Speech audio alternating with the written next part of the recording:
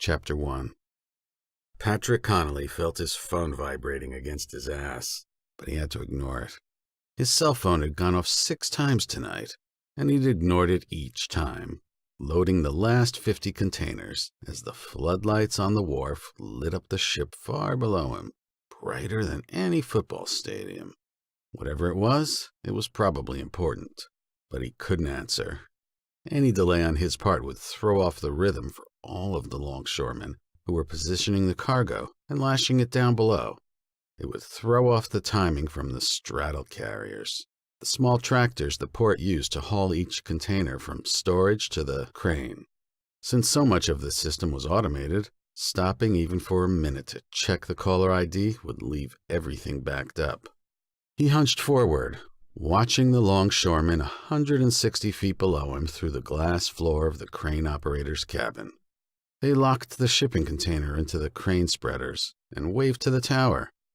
Over the speaker behind him, Ethan, the terminal manager, relayed instructions for placing it on the ship.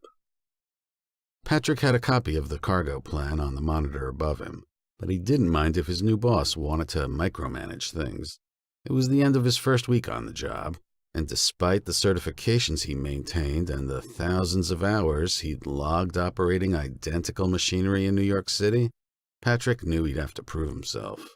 With the joystick on his right, he activated the winch and watched the 40-foot shipping container rise toward him. When it was high enough to clear the tiers of containers he'd already loaded onto the deck of the ship, he inched the left joystick forward.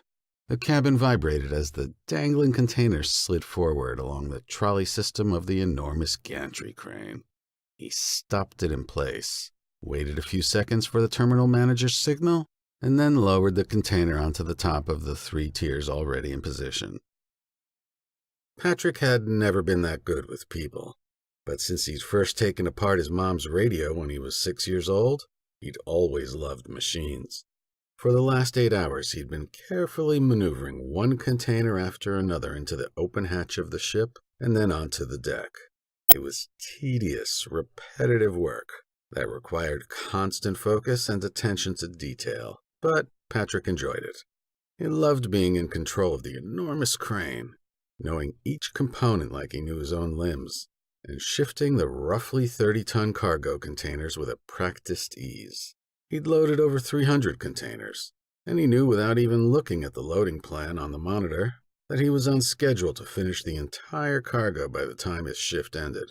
Since it would have taken most operators 2 full shifts to finish what he'd accomplished, he figured he wouldn't have any trouble making a good impression on his new boss.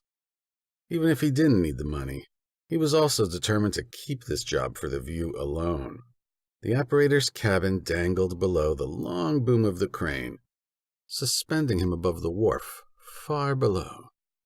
The front, sides, and floor were made of clear safety glass, so he could see out from virtually every angle.